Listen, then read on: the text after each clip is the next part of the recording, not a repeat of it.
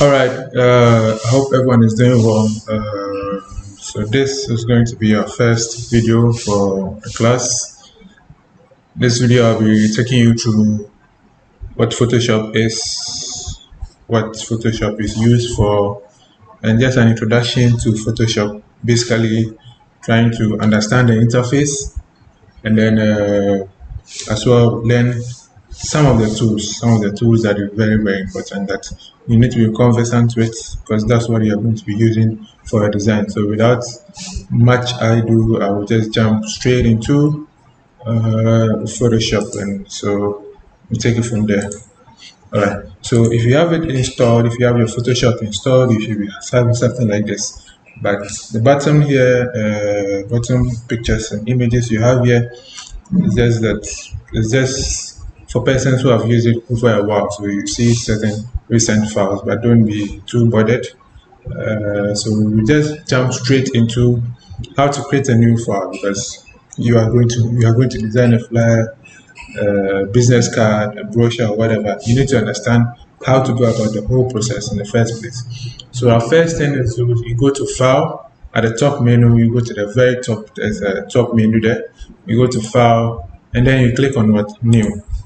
Now, this place also as well, there are certain custom sizes you can input depending on the kind of works you do, right? Or maybe any recent dimensions you've used also can be awesome, but don't be worried. If you look at the right side, you have width, you have height, you have resolution, color mode, and background content. Now the width and the height, as you all know, is basically the width and the height of whatever you're going to design. So if you're designing a business card, the width and the height will definitely be different from when you're designing a flyer or if you're designing a flyer for social media, basically. So you need to know the dimensions of whatever you're designing and then input it here before you even start, which is very, very important. So our width and the dimensions are pixel, inches, and so many of them. So you just know exactly what you are designing, know the dimensions, and input it here even before you start, right? The second thing you need to pay attention to is the resolution. The resolution can be referred to as the quality of your design, right? So the higher resolution, the more quality it is. So like they are directly connected, right? So, but most of the times, if you are designing something for social media, it's advised you stick to 300 DPI. That's 300. The resolution should be 300. At certain times, if you are going to printing, depending on the size, depending on how huge or how small your print size is, you can reduce or go up with the resolution. We'll explain the resolution more into details when we go further. Now, the color mode, the two you will basically mostly be using RGB color mode and CMYK. So RGB color mode is for screens, like phones, laptops, our computers, so on and so forth. That's the RGB, but the most printing presses really understand the CMYK. So depending on what the purpose or the end goal of your design, you either use RGB or CMYK. And the background content, you can leave it at white, black, because you are just starting. You just need a canvas to begin whatever you want to do. So let's leave it at white and get our width at 10, height 10, resolution 300, and then come down and select what? Create. Right. So basically, you have your Photoshop open with a file here, basically, right? So what we are going to do first, is learn how to save a file. Learn how to save a file because it's very important. You don't want to start working and do like 2 hours of work and then realize you've not saved it, and then your RAM starts giving you problems. Then Photoshop unexpectedly closes. Well, you have to start all over again. So always remember to save your file. So there are ways of going about that. So you just go to File, at the top menu, you go to File, and then you save as. This is the first time you're saving it as. So you save as, and then you select anywhere on the location, anywhere on the computer where you want to save your file, and then you name it. So let's just This is my pen drive, Max, and let's just say try one. Let's name our Photoshop file try one. So we just say try one. But remember, you always save in PSD, right? But if you have a final work after designing everything, then you can print and you can save in JPEG, there's PNG. PNG, make sure your background, your last layer, your bottom layer is free or is empty. Basically, I'll explain that further as we go on. So either PNG or you can also save in PDF. So basically, the formats can be done, but as soon as you start working, you always save it to PSD because that's where you can open later on when you want to make any changes as well. So you save, and now you have your file saved. So anytime you do some work, you can just go click, press your keyboard Control S, which automatically saves your work as you move along. Right. So the first thing we are going to do is to understand what's happening here. Right. Now, I'm doing a video because I'm doing this video that I've arranged my panels right differently, but you definitely going to see your toolbar on the left side, right? It doesn't necessarily mean that it has to stay there as and when you feel comfortable to move it anywhere. You can just click, hold, sorry, a minute. Okay, you can either expand to have 2 rows or 1 row, or you hold and you move it.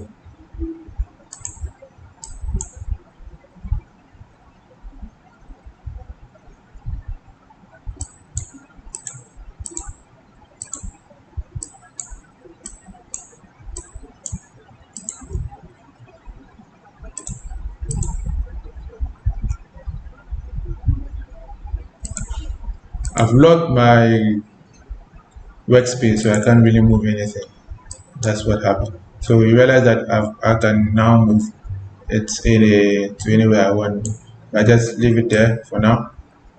Just leave it there for now and lock my screen. I'm locking it for a particular purpose. So go back and lock my workspace. All right. So you have your toolbar at the left side of your screen, as you can see.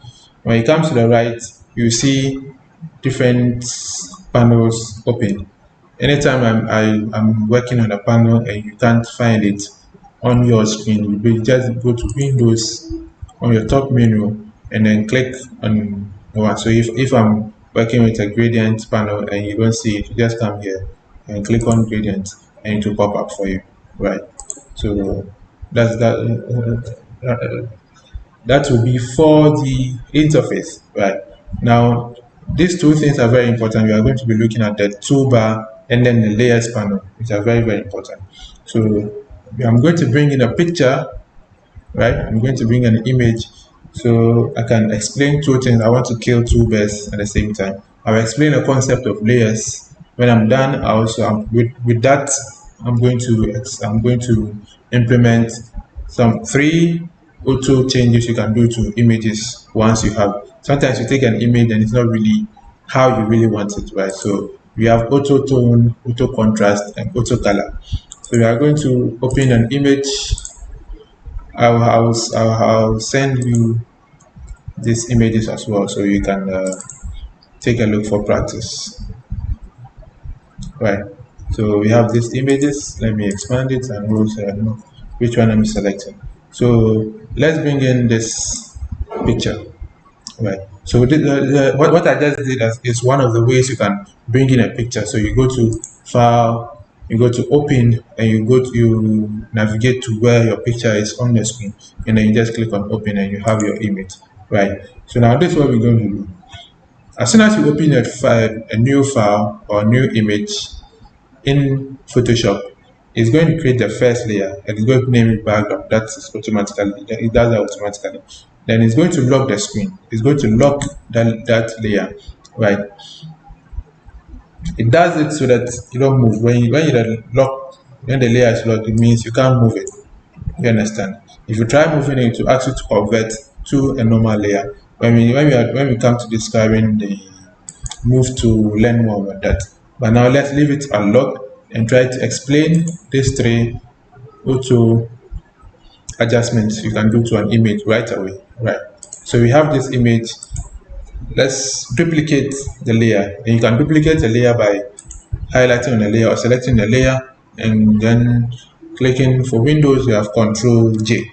Right. So now you have two layers. So the concept of layers is basically adding shapes or files on top of each other, and you need to really be careful with the arrangement. If there's a text and there's a shape, you want the text on top of a shape. I get it. You need a text layer on top of the shape layer, right? If the shape layer is on top of the text, then it's going to cover the text, right? You understand that as we go on further. So the first thing we're going to do is on the first layer, the one we just duplicated, we go to image and then auto tone. I get it. So this is just out of the bag. You can just spice up an image, right? So that's the first auto tone. So and also you can rename your layers to make it easier for you to understand. So you just go to where the text is, the mouse icon changes to like a finger pointing to the text. All you have to just double click it and then rename it. So let's type this to auto tone, because that's what we did first, right? Now there's an eyeball beside the layer. You can just click and hide it, click and then make it visible. So let's hide it for now, and let's go back to our background and then duplicate again. That's Control J. Now for the second one, what we are going to do is auto contrast. So you select it, and then you don't see much of a change, but there has been a change. Yeah. So depending on the image, you can So sometimes the depending on the image, you don't really see the change, but there is definitely a change taking place. So this is what auto contrast. So let's have auto, rename the layer to auto contrast. Right. Then let's do the last one. Go back to our background layer, duplicate, and then we do what the last one is what auto color. Let's wait for it. So we have auto color. You see there's difference here. So depending on the image, not necessarily all the three of them will pop up the image, right? So let's rename this to auto color. Right. So these three, they are automatic adjustments you can do to an image right away.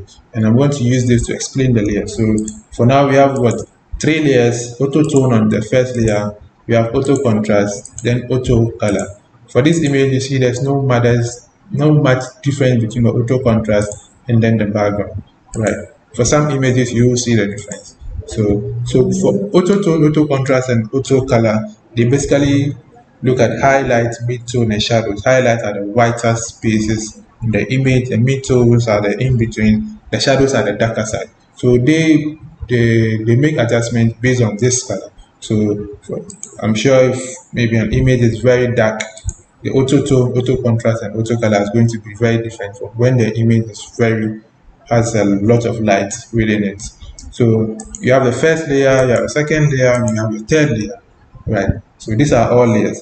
If I wanted auto color to come on top, let's say all these are different items, I'll just hold on auto, click and hold, and then drag it.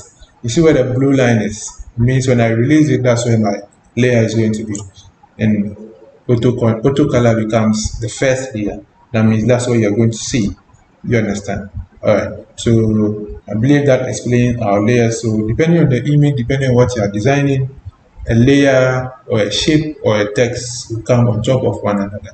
So you have to arrange them accordingly to get the effect you want to get. All right. So at this juncture, we'll go back to our first PSD, that's the Photoshop file we saved, and we go straight into the tools. We are going to explain majority of the tools, not all of them, so you can be able to work within Photoshop as and when you start designing, right? So our first tool, as I explained earlier, is the move tool. Right from the name, you can tell what it does. So there are different elements in your design, and you need to move some things from maybe from one end to another. You use the move tool. The move tool is one of the most important tools you're going to be using. You are going to be using it a lot, a lot. So the shortcut for move tool is just you press on V on your keyboard, and then anytime you're on different tool, anytime you click on V, your the tool that you automatically select the move tool, right? So as I said earlier on, if you create a file, what it does is it locks the file. It locks that layer, the first layer. So to be able to move it, you need to unlock it. You go to the layer, far right, you see a lock sign. If you double click it, it's no more locked, right? So it's going to open up a layer style. We are going to be treating layer styles in the next classes. We are going to be doing this one. So just click on OK. So now it's unlocked and you can move. You just click, hold, and then move your layer however you want. So if it's a text you are moving, you just click and hold and move it. If it's a shape, you just click and hold, right? But anytime you are working and you feel you need to lock a particular layer, you don't want any movement of that layer, you can always go back to that layer, select the layer, and come on top of it, on top of the layers panel. This whole thing is the layers panel. This is the top bar of the layers panel, and below are also icons that you can use, which we will explain as the class goes on. So we have the layers panel. You can select the layer and then lock it.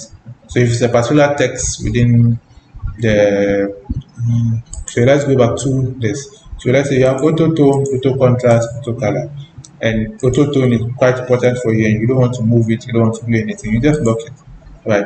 At this point, you can't move it, right? You can only move it when you unlock it, right? When now you unlock it, this always comes up when you unlock a screen a layer. So you have the auto tool unlocked now. You can move it anyhow you want. Alright, so we're going to close this for now. Yes, we don't really need it. So that's the first. The first is the move tool. The second icon we are going to be the second tool we are going to be looking at is the artboard. So artboard is just really going to help you to design different flyers that have very little variations, right? So what you can do, for instance, let's say you're designing uh, a competition is going on, right, between certain people. They all are going to have the same design. Maybe the only thing is going to be the image and the name of the person, and maybe how to vote for that person. But every other aspect of that flyer is going to be the same, right? So what you want to do is to turn this just one canvas into an artboard. So when you do that, you just go to one corner, click, drag, and select the whole canvas. It automatically makes the canvas an artboard. So that's one artboard. So after doing your design, all you have to do is just come to the one end and click on the plus sign, right? As soon as you click on the plus sign, it's going to create a duplicate, something like a duplicate, right? For you, a minute, right? So you have an artboard here within it, right? It's locked, so realize I can't duplicate it. Now let's go back on the artboard.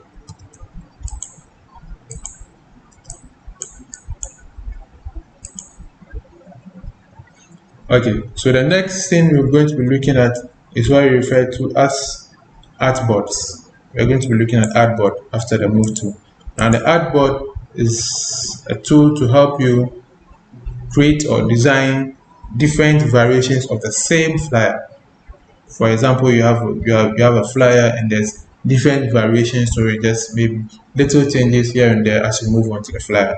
So what you do is to turn your canvas into an artboard. You click, drag, and select the whole canvas. Now what you do, as soon as you just click on the plus sign, it duplicates that design for you. You just make those changes, and then maybe is another design with just a little changes. You duplicate as well, and then you have the design and you just make the changes. So artboard is very important. It was in just Adobe Illustrator, but the 2020 version of Photoshop, you have the artboard to simplify some of our works, right? So I'm going to undo some of the works and go back to my normal and undoing it is Control Z. Control Z, it undoes what you've done at that very moment. Then Control 0 centers your canvas. Control minus zooms out. Control plus zooms in. So these are certain shortcuts you can pick up as you move on. Now we are going to be, and the next tools we are going to be looking at selection tools, right? So let's open another image and try to explain the selection tools. So let's see.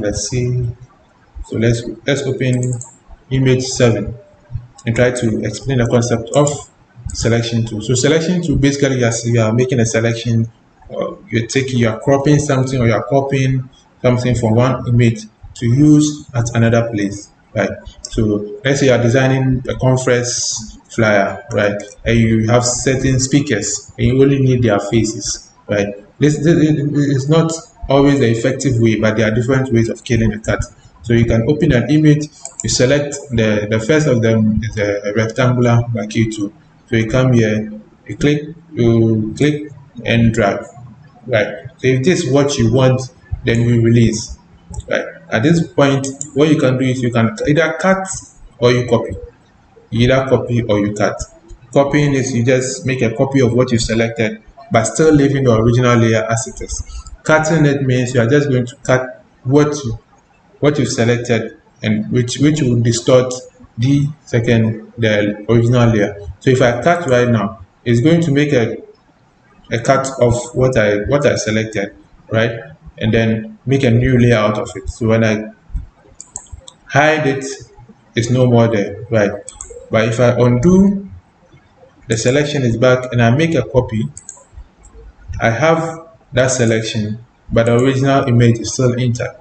All right. So that's the first selection to undo. But you realize that this is a rectangle, but we don't have a square, right? Let's say if you want a perfect square, what you do is to hold on shift while you drag. If you hold on shift while you drag, you get a perfect square. If you don't hold on shift, then you can get a square either in portrait or landscape, depending on what you want to select, right? The next tool we're going to be looking at is the elliptical tool. Elliptical tool is like mostly circles, spheres, ovals, right? That's the same thing you just did with the circle. So you click and you drag and you have some circular form. But if you want a perfect square where you have the same radius, you hold on shift while you make that selection and you have a perfect circle. You can move it with a move. After selection, you can just click inside that selection and move it to anywhere you want to have a perfect cut. Either but copy or you cut based on what you want, right?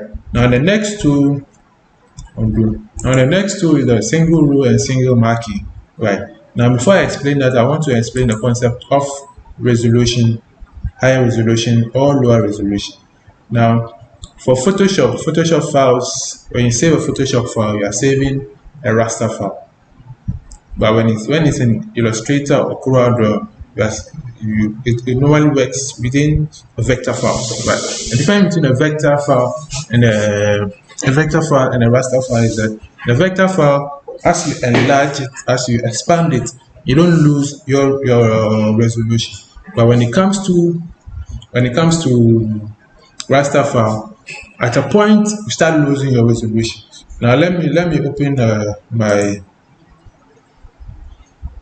Adobe Illustrator and open a simple image. Try to explain what I mean by losing the resolution, or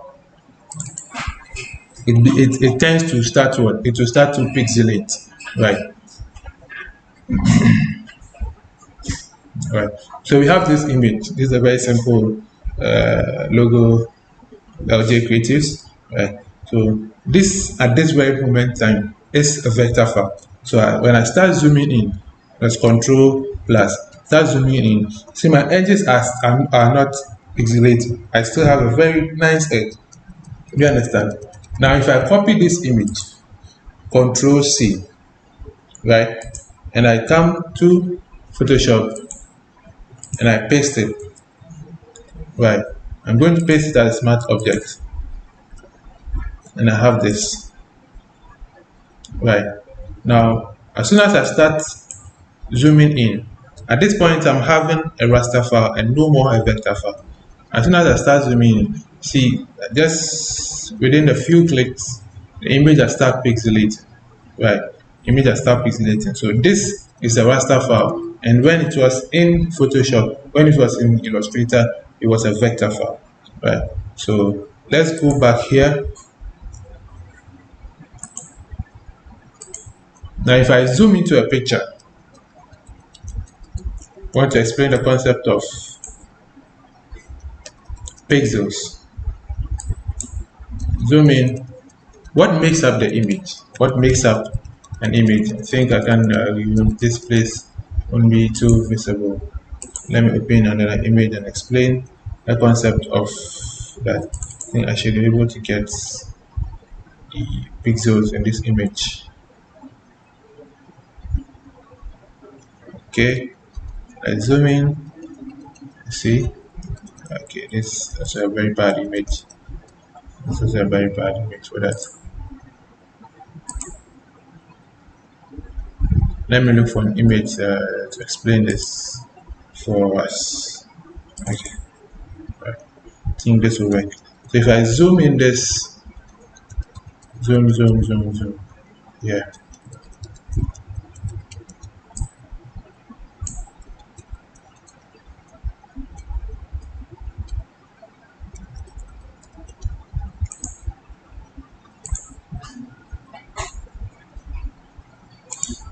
So the next tool we have is single row marquee tool and single column. So a single row, they make a selection of just one row.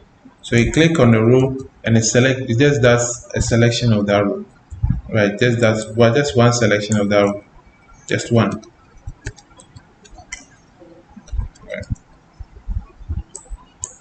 Right. We're going to skip the concept of single row and single column and then go right to the next selection tool, which is lasso, polygonal, and magnetic. A lasso tool is basically a freehand selection, right? When we are treating the rectangular and elliptical, you had some kind of process to it where you are making a rectangle, a square, some form of process to it. Now, when it comes to lasso tool, you are going to be doing your selection freehand. So you just click and just be drawing around the selection you want to make. So if this you want to cut out this image to use for a design, it's not really perfect, right? But you move in, and then you do what? Your selection freehand, right? So if you are someone with a very straight hand, you can use this selection to do your cuts and copying to do from whatever image you want, right?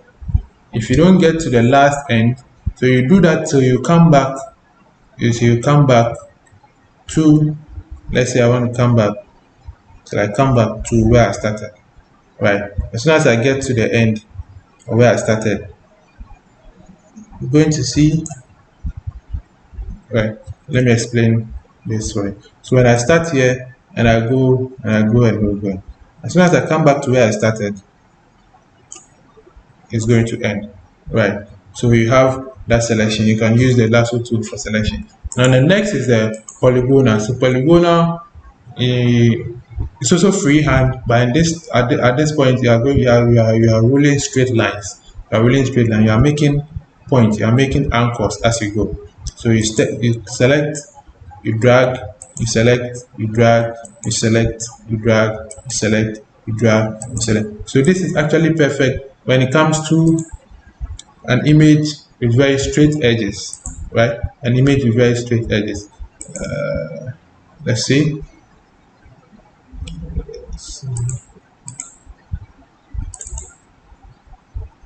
Very straight edges. Okay. So let me open this zoom file. This file. and see if so let's assume this Z is not curved at any edge, like it's very straight, and I want to make a selection. I just stand at one point, click, drag, right? Click, drag, click, drag, click, drag, click, drag, click, click, drag, click, click, drag, click, and drag. As soon as you get to your starting point, you see a very small circle coming. That means you're at where you started. And just click. And then you have your selection. You either cut or you copy and do whatever you wish to do out of that image. Right.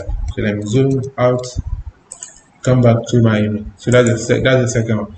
That's the second tool among the group. Now the magnetic lasso tool. The magnetic lasso tool is a bit simpler.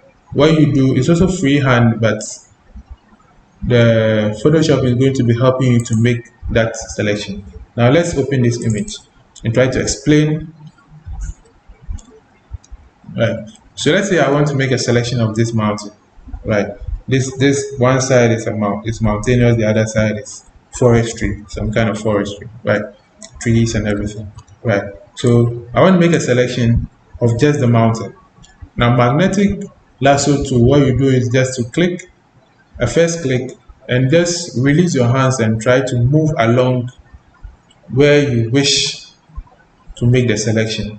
And what Photoshop does is try to calculate and imagine or try to calculate those edges and then be creating the points for you. In the polygonal, when it comes to the polygonal, you are making your own point where you click, you drag, you click, you drag, you click, you drag. So you are doing that by just sight, by just looking at it and just making those selections, right? So let me go back and then deselect, control D, and I deselect whatever I made a selection. Now for magnetic, I just make one and I just try to move along the edges, right? Photoshop will try to calculate and determine where those edges are and make those points for you. So you are going to be having a less work as compared to the polygonal lasso tool, right? So you just move along. So let's say I want to make this selection. So I just go back, and then come back to my point. Anytime I come back, a small circle comes in, and then I have it. At this point, I can make cut or a copy and do whatever you want to do. We'll explain the concept of maxing. Maxing, when you mark an image or a selection out, you are not distracting the image. For this tool, if you cut or you copy, most of the times you are distracting the image or you are destroying the layer. We'll later explain the concept of maxing for you to understand, so you don't go destroying every layer you have. If you have a mistake, if you make a mistake, you can always come back and make those corrections if that layer is not destroyed. Right. So that's for lasso, polygonal, and then magnetic lasso tool. Now in the next three, we have a quick selection, magic one, sorry, and an object selection tool. These are all selection tools. So it's quick selection, there's plus and then minus. So plus, you are telling, I want to add this part to it. Minus, I want to take this part out of my selection. So let's still use this image. So I want to select the mountainous part. So I go to plus, and within that side, I just try to move along, not too close to the edge, but a bit close for Photoshop to determine where you want to make the selection, right? So you just do that through determine. So you just do that through, and you select within where you want to make the selection. So you made a selection, this has selected all this, right? But you realize that there are certain parts that you didn't want to select. That's when the minus comes in, subtracting quick selection. So you come back, you select the minus, right? You just reduce your selection point and just try to, right, not too close to the edge, but just, so anytime it goes in or out, then you go back and you make that selection. Plus means you are adding that selection, minus you are taking away that part of the object you don't really want it, right? This part, the greens have been selected, so you go to the minus and then you come, you're not too close, and try to deselect it and take it out of the selection, right? So that's for magnetic, quick selection, right? Now for magic wand helps you to select by just making one click. So you make a click, just one click, it determines the color scheme or the color around your selection, and then try to select any other place which has that same color depending on the changes or the particular instructions you put it out there. Now for here you have tolerance level. Tolerance level, if it's very high, what it means is that look at this, look at where I click and try to select any colors that are close to it, right? Okay, but if the tolerance is very low, I mean, if I select on white, you have to be very, very strict on selecting the white part of that image. So this makes job quite easy when your background is one color and you want to take it out. So at this point, I just click anywhere on the white, and then there's a selection, right? There's a selection of the whites. You get my point? Okay, so you can just come here. There's a blockade to this white, so it didn't really get to that. So you just come in and make that selection, add that selection here, add in, you make that selection, make that selection, make that selection. You end up selecting all the whites, right? So you either cut or you copy. You cut or you copy, however you want to use the image. So I will deselect, I'm doing all what I've done. So that's for magic. Now the object selection tool is a new tool. So let's close this. I think we will come back to it, but for now let's close this. Alright, let's close this as well. And the object selection tool was a new tool that was added to Photoshop 2020. Let me open an image and try to explain that. So let's have this image. Now for object selection tool, what you do is to select a wide area, and Photoshop tries to look within that selection to make a much more perfect selection for you, right? So for, let's say for this monkey, I find it very difficult to go around and make the selection of just the monkey, right? I can use object selection to make a wide selection. A wide selection can be either lasso, where I do a very wide selection area around it, or I just use a rectangular, right? So let me use a rectangular, click and drag. So I'm making a wide selection area, right? And Photoshop tries to determine the way I'm trying to select, and to realize that there's an image within that selection, and it makes that selection for me. But it's not always going to be perfect, so you use any other selection tool that will help you take away or add any parts that Photoshop was not able to determine for you. So that's for object selection tool, right? And the next tool we have, then deselect, undo, whatever I'm done, undo. Okay, right, cancel, right. So now for crop tool, right? So the difference between the crop tool and the selection tool, I make a selection, I either cut or copy, and any other place I didn't select, it's still intact, it's still there for me, right? But for cropping tool, I just make a selection, right? And I just want to see the side I've made the selection. Every other place should be hidden for me. I don't want to see it. So anytime I accept that command, then I'm only seeing the part I made a selection from. So depending on what exactly you want to make out, the selection you want out of the image you're looking at, then you can either use a crop or use the selection tool. Right, now let's skip the perspective and slice tools, frame tool. Let's go to eyedropper. And the eyedropper tool is just like a selection color picker, right? It's close to a color picker, so you can just click anywhere on the image to find out the exact hex code, the exact color around that side. So let's say that there's a color that we don't really know. So this is like a gradient. We are moving from like a gray, blackish, whitish, and then some yellowish. But you want this kind of yellow for your design. So if you come to the bottom of the toolbar, you have two color boxes, the foreground color and then the background color. These are areas that you can hold two colors for your design, right? Or anytime you make a shape, right, which has some space to hold a color, it automatically picks the foreground color, right? The background color, if you make a new layer, you can always replace the whole layer with the background color, right? But these two also can hold two colors that maybe you are going to be using throughout a design. So you can use that to hold maybe two colors out of the color palette of your design. All right. So now the eyedropper always replaces their foreground color. So as soon as I click anywhere, then it picks that color and then replaces it at the foreground color. So let's say I want to use this color for a particular design. All I'll just come in, make a selection, and then right.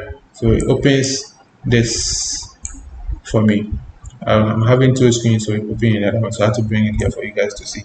Right. So anytime I make a selection, it will pick that color and give me the hex code. Every color has an hex code. Black is not too black, it's 070707, the shade of black, right?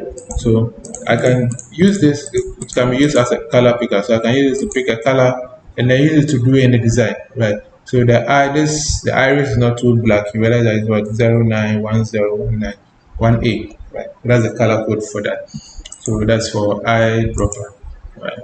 Now the next is a ruler tool, basically to rule from one point to another and trying to find the distance and an angle for something. The ruler tool, note tool, and count tool, they are mostly productivity tools. They don't really add up to the design when you save it. So ruler is for measuring from one point to another. You get a distance, you get an angle, right?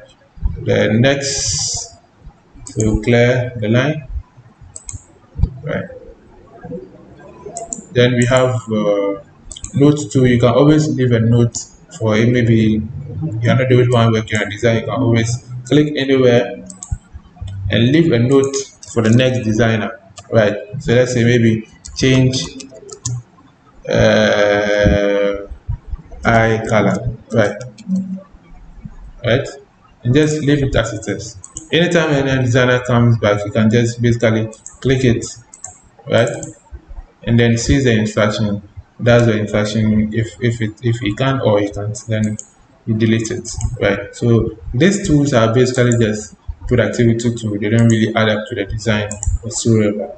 And the count tool, basically the name counting particular image, right? So if there's a large image that you don't really want to strain your eye, but you want to count number of items or number of a particular gadget or something on that image, you can basically use that and just click anywhere and it gives you a point and one. You can always increase the label size to make it bigger or the marker size to make it bigger, just to help you see exactly what you are counting.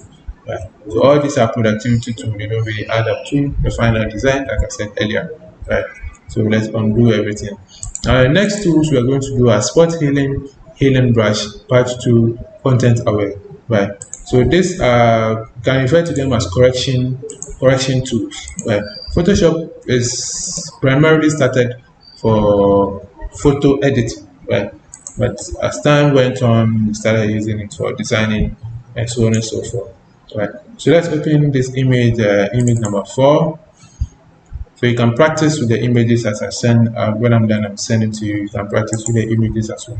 So the spot healing basically, you are healing a particular place, like you are correcting particular place. So let's assume you have this image and you are done taking the image, and then you realize even though when you are taking the image, you still see this bad side of the wall, but maybe you have a spot healing brush or your Photoshop. So you can still take the picture, and then when you're done, all you have to do is just highlight a particular area. Photoshop determines or looks at the other content, and try to replace that for you, right? Sometimes it's very, very perfect. It replaces it very, very perfect. But sometimes too, you need to do some additional work for it. So all you have to do is just highlight a particular place and then make that correct. It makes that correction for you. So you just highlight and the correction is done. Right. So that's for spot healing brush. So the spot healing brush, the computer or Photoshop determines what which other area of the file to replace where you are highlighting. But the next one is the healing brush. The healing brush, what it does is you have to tell Photoshop the first place. You have to tell the software that I'm going to make a selection, study that area, and then anywhere I brush, make it closer to where I made a selection. So let's say I want every other place of this design or this picture to look somewhere to look like this. Right. So I just come here, make it bigger, a little bit bigger, select on or press Alt, hold, and just highlight, just make a selection around it. Right. So what you are doing is what you are telling is, okay, look at this area and then replace it to wherever I'm making a selection. So anytime I come and I'm highlighting, I just highlight. It replaces it to where I asked it to look like. I hope you're seeing what is happening. Right. But as compared to the spot healing brush, you don't determine where the replacement should look like. Right. So just make a selection, highlight, right, and it's done automatically. See, beautifully you are taking out the unwanted places like that are not too nice for an image, right? So that's spot healing and healing brush, right? Now let's open another image and explain the next two. Let's open this image. We're going to explain the next two correction tools. Now this is a patch tool. It's a patch tool, basically from its name. So you make a selection of an area and you move it to where you want where you want the selection to look like. So I just move it here and then I leave. Then it automatically try to replace or patch my selected area. Right. Let me undo, zoom in, and just try to select only R. Right. And then click and drag and come over here. Right. These are bricks and there are certain lines that has to match. So you can be very careful before releasing. This is perfect. So you just release and then anyway I can deselect, Control D, or come to the top menu, select and then deselect. Right. So there was R, I took it out, but I made sure that I was moving into a place where if the image is replaced, you don't really see it. Right. So that's the patch tool. Now the second one is the content aware tool. The content aware tool, you still make a selection, right? So this is like you are cutting and you are moving it. You are making a copy and moving it to another place, right? So this works perfect when you make a selection. You make a selection of a good place and then cover it at the wrong place. So this is a very good place. This is how you want the whole wall to look like. So you make a selection of the good place and then move it over to a very bad place you want to change. So you just release and then the selection is done. You just accept it. Right. You see what's happening. So I select a good place and then move it and cover it. Move and cover a place where it makes sense. I think here the lines of the bricks and everything, this makes quite sense. So you release and then you accept. Right. Deselect. So basically the patch 2 and the content are work opposite direction. So red eye 2, if you take a picture at night, most of the time there's red eye. The iris becomes red. You just use the red eye to make the selection. So we're not going to create that now. Now the brush tool, you're just drawing, you're just making brush brushes or brush lines on top of your image. So depending on what you are doing exactly, you need a brush tool. And the brush tool, there are certain defaults. There are certain defaults that comes with different brush sizes. Some brush sizes have very feathered edges. Some have very straight edges. So depending on what you want out of it, then you make that selection, right? You make that. So let's pick. Let's take something rough, something rough. Let's select this. This look kind of smoky. Let's make this. Then, like I said earlier, the tool always picks the foreground color. So let's just do it here. Let's select black. Just try to draw. Right. Just try to draw.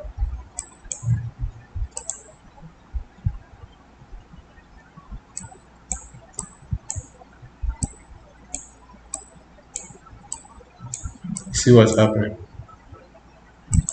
Let's go here and make the selection. So you select some black.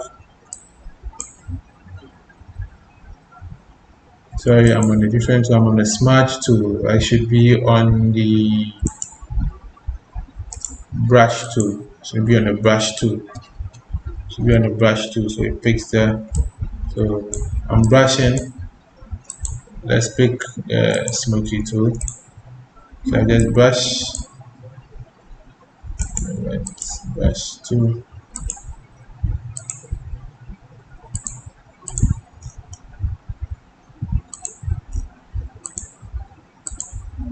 Make this. Then I'm brushing. Right.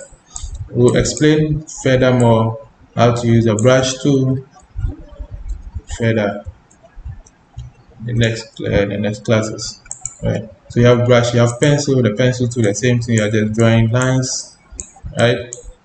Most of these are really mostly used in digital painting, but we'll discuss certain things, certain lessons will have to involve the brush and the pencil too, so you can appreciate it more. Now the next we have the clone stamp and then the pattern stamp. And the clone stamp, right? Like you are cloning one side and then you move it to another side, right? So you are cloning one side. So the process you used for the healing brush is quite similar to the clone, right? So I click on Alt and then I select anywhere here, somewhere here. I get it. So Photoshop determines the image there and look at the whole surrounding.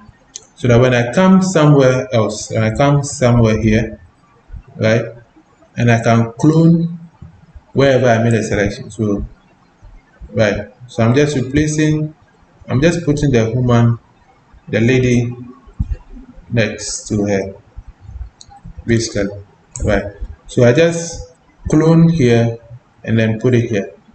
I get it. So let's do another one. So you come out, select where you want to clone, release, and do your selection. Right.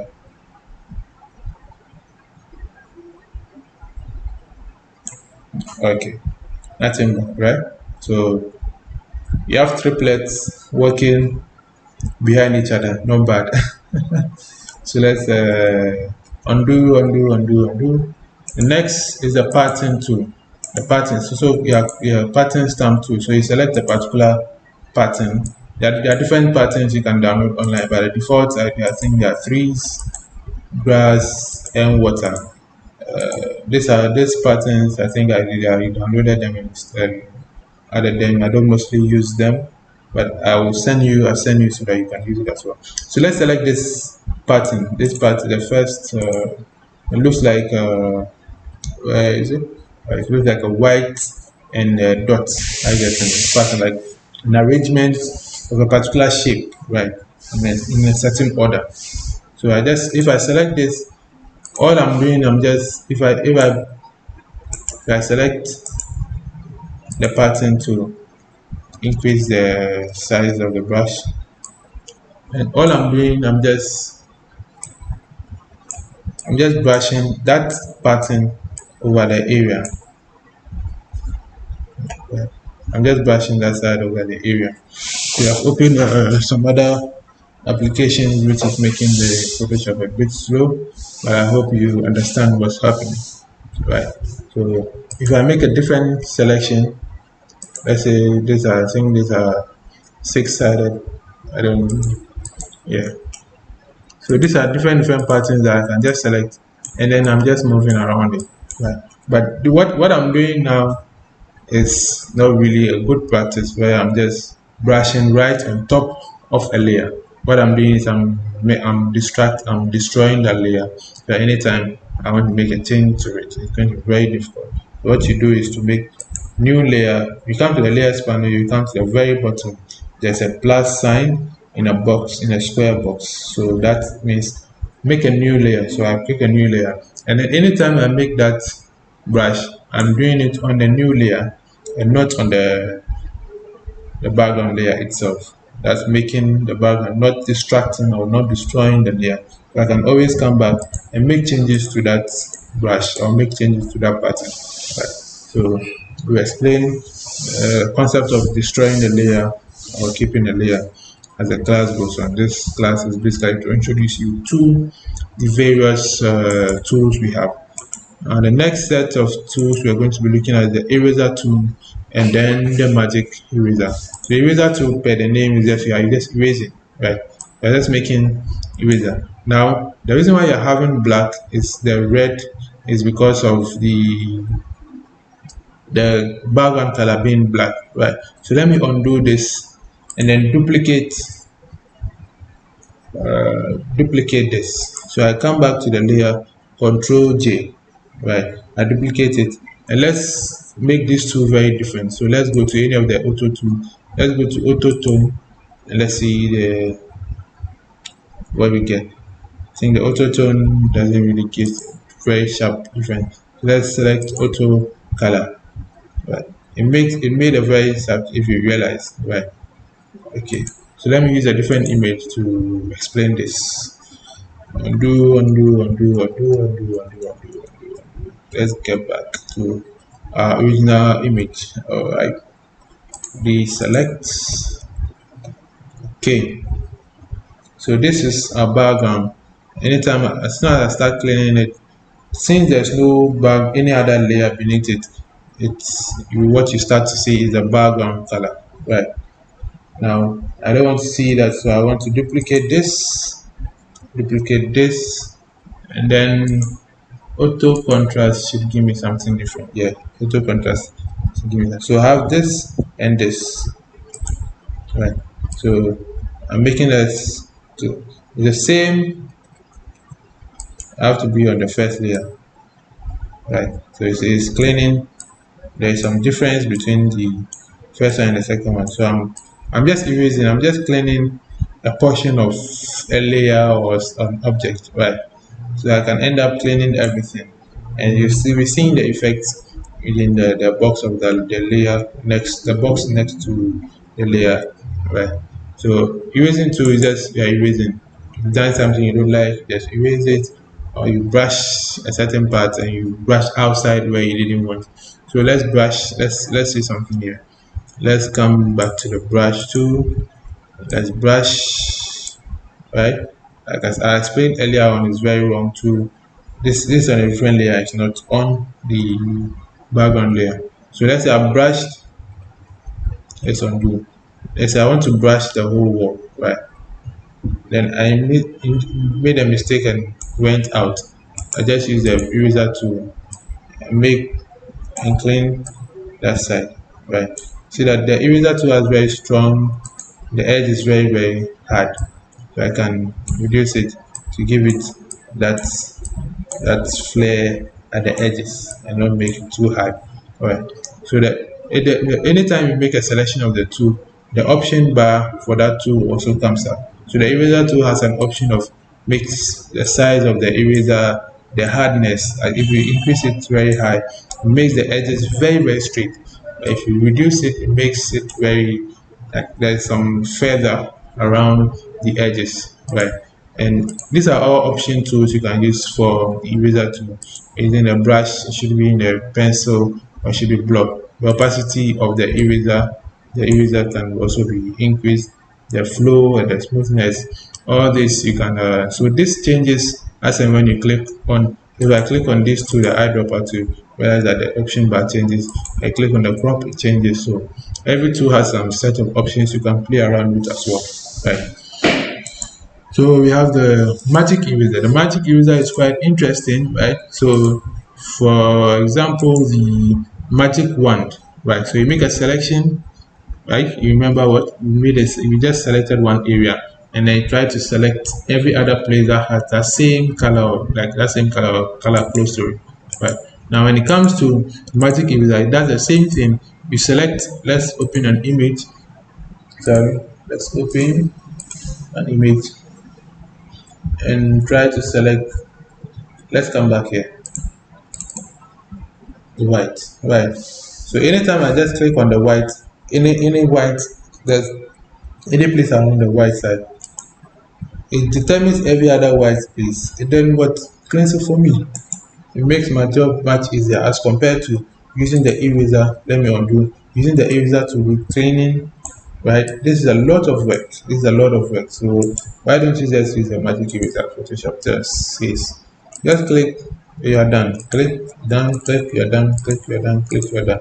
So the magic eraser tool and the magic one, basically they sample a particular area, they sample that color, right? And based on the options, the tolerance, the highness of the tolerance, or the lowness of the tolerance, they make other selections. Either you are making selection or you are cleaning, right? Magic one, they are making selection. Magic eraser, you are cleaning, right? And the next tool we have is the gradient tool. And the gradient basically refers to like a gradual blend of colors. Get my point. So you are blending 2 or 3 colors, as many as you want, right? Let's go back to the So you are blending 2 or 3 colors, right, on the same layer. I get it. You can create a new layer and come here. Let's come to our layers panel and select new layer, or let's click here, the blending options, and just have a solid, and click on solid color. This gives you the option to add a new layer by selecting the color you want that layer to be. So let's say, let's go with something yellowish, oranges, or something of that sort. Yeah. So let's just pick this, right? So this layer is one color, like it's just yellow, just one color, right? But let's click on a new layer, right? And there are different gradients. These are all gradients that I've downloaded for myself, but they are default ones. They are basic. They are blues, right? There's purple and everything. So this is green. So you have different shades of green, So I think these are two or three. If you double click it, you see how many colors. So these are 2 colors, this color and this color. So anytime you want to draw a gradient, it's either you have a linear gradient, a radial gradient that is coming from the center and expanding and opening up. So an angle gradient, the gradual change of colors comes at a certain angle, right? And we also have the reflected, so that the gradual change happens in the reflection mode, right? And the last one, you also have the diamond, the gradual change of color happens in the diamond mode. So depending on what you are, so let's apply. So we have a new layer. You click at one end and you drag to the other, right? So the gradient we selected is 2 colors. So you realize that it moved from yellow, like a gradual change from yellow, yellowish color, and turning into green color. So these are gradients that you can use for designs. So these are some set of gradients I'll give to you guys. So you can just playing around. You can also select your own colors. Let's say select let's say red. Let me select red, and select the second color, red and black, if I want something very different.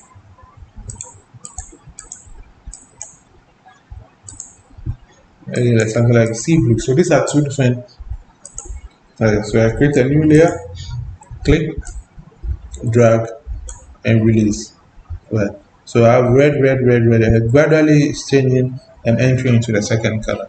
So that's gradients. You can use gradients to, let me apply gradients, very practical, one practical use of gradients. Open an image and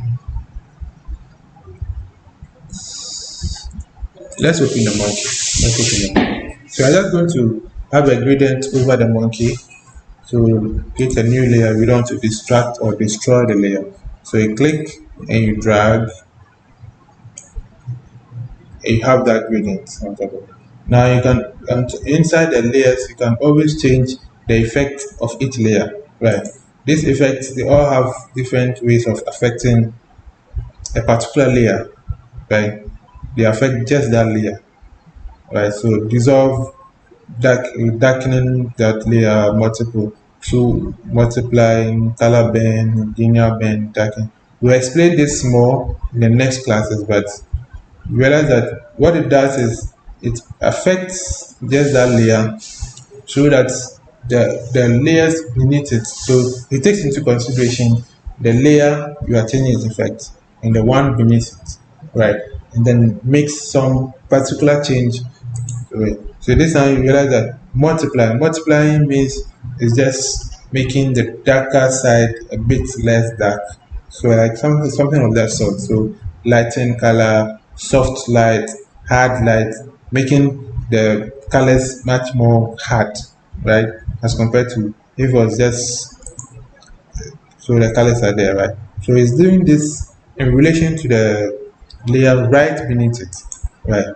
So you can select any of this. Think this mostly used for like for this kind of so this is quite beautiful, right? So depending on the effect of the layer and what you get out of it, then you can use the layer. So this is like an example. So let's say you have this image, you want to use it as a background, right? Maybe you're designing something for maybe raccoon forest or something, and you want to use a monkey as a background, right? You don't just use it as that. So you just maybe add a layer and then change the effect of that layer, and you have something very, very beautiful to work with. This is very beautiful as well. Depending on what you are doing, very, very important. So you may just it's beautiful. It's beautiful. So now you can have some text, you can have some white text, some black text. It's going to be much more visible as compared to when there's nothing, like there's no change. Like you just pick the image and you just use it anyhow. Because background of any artwork is very, very important. It really changes a lot. It makes a lot of change when it comes to the your flyer or brochure. So let's close this. No, we're gonna save in it. Let's close this as well. Let's close this as well. Let's close this as well. Okay, so that's the gradients. We'll forget, we'll leave those things on that. So we have blur, sharpen, and smudge. To make a particular part of an image blurry, use this. The other blur options, you can either use this or you come to filter. There are sets of, I need to be on a very active unlocked layer for that to happen. So you have this. So blur, as the name suggests, I just select this and just blurring the face.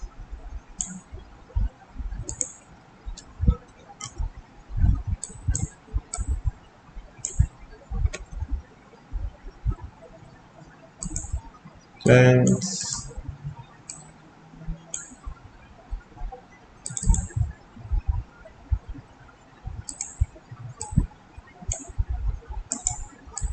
blur.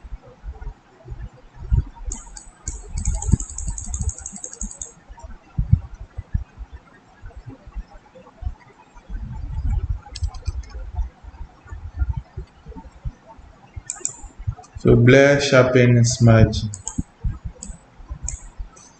The smudge, think uses the concept of brush to cover a particular image whatsoever. Sharpen, just sharpening a particular part of an area.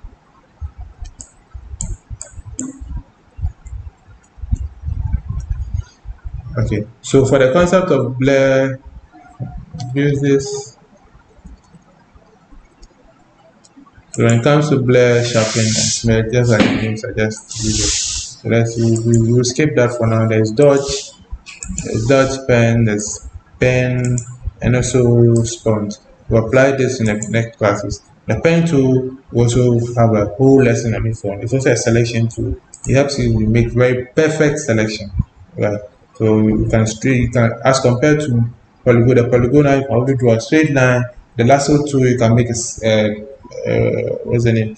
A freehand selection. Now the pen tool gives you the option to draw straight lines. When you get to where there are curves, you're able to draw a curve till you get to make the whole selection. So it's a bit powerful than most of the pen tools discussed earlier. So all these are options under the pen tool: freeform, curvature, making a curve, adding an anchor, deleting an anchor wherever you need to do.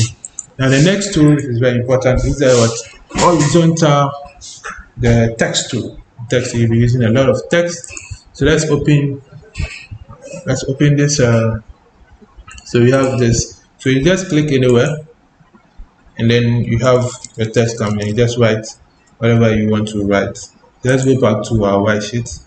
White background. So we have a text tool. You click, then you make your text right, or you click and drag and make an area, so that anytime you write, what you are telling Photoshop is that the text shouldn't go outside of that area, that selection. And so how the way you want it, you make that text. So you make text, you want it horizontal or vertical. Vertical means it has to be straight line from top to down. So let's say you have maybe LJ creative. So this time it's coming down straight, it's having a vertical effect to it.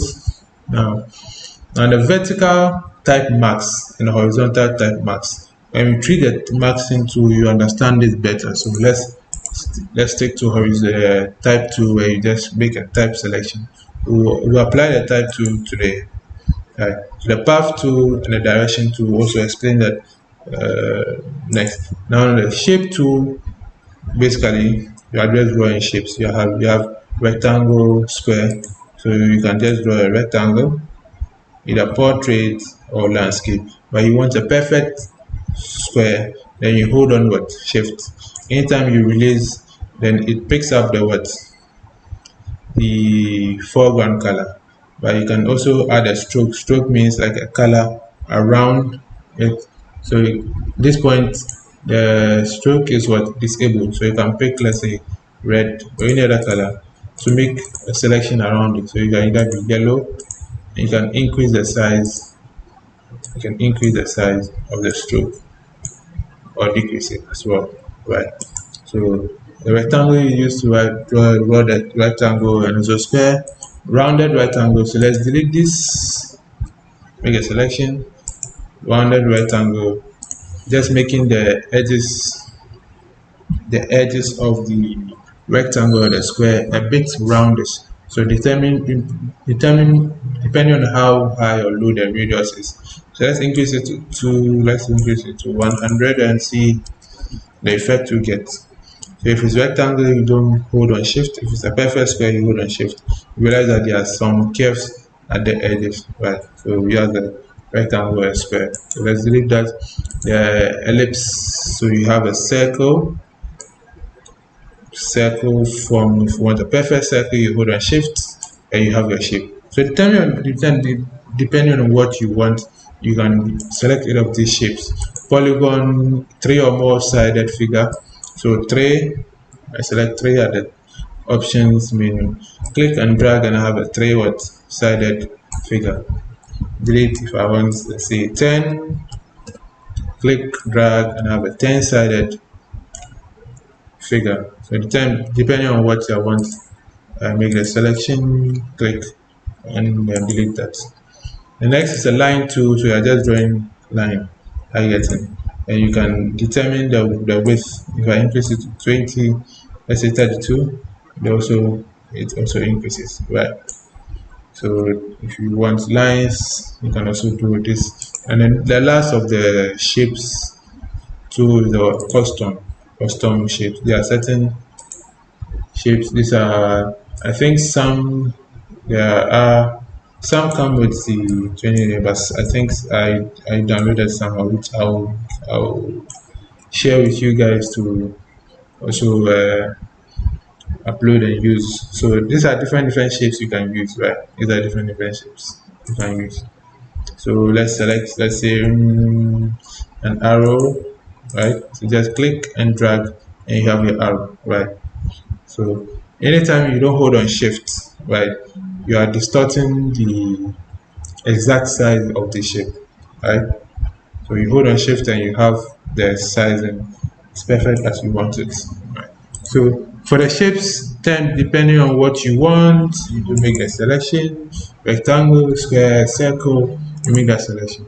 And the next tool is a hand tool. You're just moving around, just moving the canvas. If it's a huge canvas, you zoom in, zoom out. Try to see something, you zoom in, just be moving around. You want to see something, you want to see the details of a particular design or text you've done, so you can just use the hand tool. The rotate tool, just rotate the canvas to whatever angle you wish to see. Then the last is the zoom tool, zoom in, minus is zoom out, basically, right? So those are the tools we'll be discussing today. I hope you, so let's, all right, so we applied some of the tools in our next class, so I hope you've understood the tools here, right? We'll explain some of the panels we'll be using. Character panel is very important, paragraph panel, history, very important, the color, gradient, swatch, and style. These are very important panel that you should very used to. So so this, I think, brings us to the end of, okay, so I think this brings us to the end of our lesson today.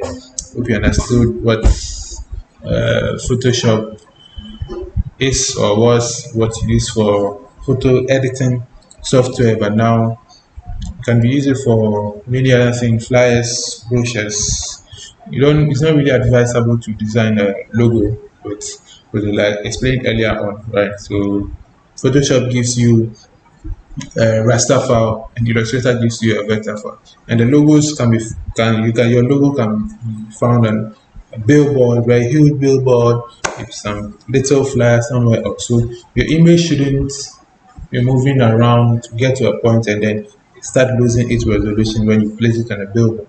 So it's advised to use, but every other thing you can use Photoshop for. Any other thing, magazines, brochures, pull-up banners, these are specific sizes. So you just pick the size, you pick your resolution, you design, you send for printing, you hand over to your clients, right? So I hope you enjoyed today's class. Try to experiment as much as possible with the tools. If you have any challenges, just let me know.